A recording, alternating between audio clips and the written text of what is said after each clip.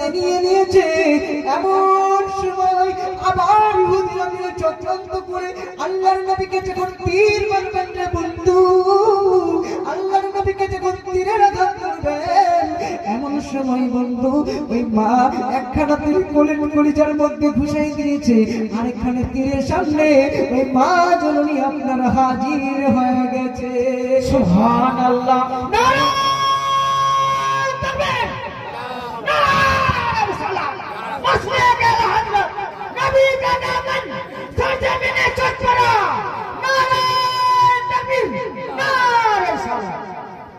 আরে বন্ধু আমার, এমন সময় যখন আমার নবী মুস্তাফা দেখতে পাচ্ছেন বৃদ্ধ মহিলার কলিজার মধ্যে সিনার মধ্যে একখানা করতে করতে মাগো তিনখানা তীর লেগে গেল।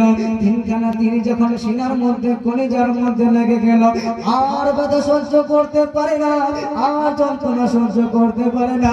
এই মা জমিনের মধ্যে শুয়ে গেল, জমিনের মধ্যে পড়ে গেল।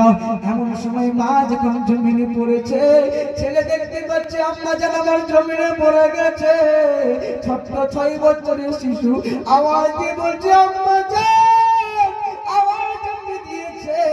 ছোট্ট ছেলে মাকে পড়তে দেখে দূরে দূরে মায়ের কাছে আসতেছে। মা বলছে বেটা খবরদার, আমার কাছে আসিস না রে বেটা, আমার কাছে আসিস না। এই রহমাতুল্লিল আলামিনের তীরের সামনে হাজির হয়ে যা, আমার সামনে আসিস না।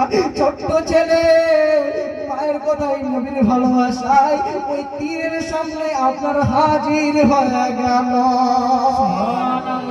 একটা তীর ওই শিশুর কলিজায় যখন লেগেছে, ওই শিশুর কলিজায় লাগার পরে কলিজাটা আপনার ফেটে গেছে, কলিজা ফেটে গেছে, শিশু জমিনের মধ্যে পড়ে গেছে।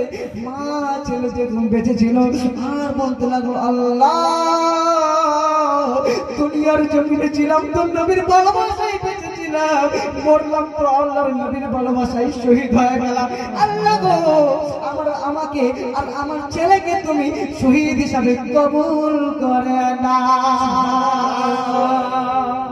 আমার নবী বিশ্ব নবী রাহমাতুল্লিল আলামিনের চোখ থেকে পানি টপ টপ করে পড়তে শুরু করে দিল।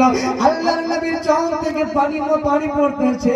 সাহাবারা জিজ্ঞাসা করলো ইয়া রাসূলুল্লাহ, ইয়া হাবিবাল্লাহ, হুজুর গো কি কারণে আপনার চোখ থেকে পানি পড়তেছে?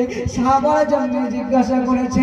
আল্লাহর নবী বলতে লাগলেন গো সাহাবী, শুনে নাও গো সাহাবী, শুনে নাও, এই যে দেখতে পাচ্ছ মা আর ছেলে আমার জন্য জীবন দিয়ে দিয়েছে।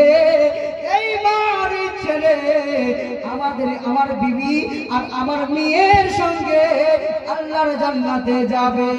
সুবহানাল্লাহ।